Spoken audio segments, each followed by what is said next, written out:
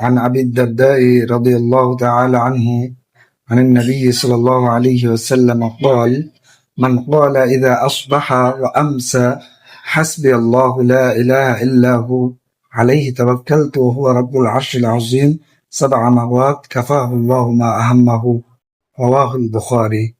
হযরত আবু দারদা রাদিয়াল্লাহু তাআলা আনহু থেকে বর্ণিত, তিনি বলেন, রাসূল সাল্লাল্লাহু আলাইহি ওয়াসাল্লাম বলেছেন, যে ব্যক্তি প্রত্যেক দিন সকাল বেলা এবং বিকাল বেলা 7 বার হাসবি আল্লাহু লা ইলাহা ইল্লাহু আলাইহি তাওয়াক্কালতু ওয়া হুয়া রাব্বুল আরশিল আযীম পড়বে, আল্লাহ তাআলা তার যত যাবতীয় চিন্তার জন্য, যাবতীয় দুনিয়াবি কষ্ট কাঠিন্য দূর করার জন্য আল্লাহ তাআলা নিজেই তার জন্য যথেষ্ট হয়ে যাবেন।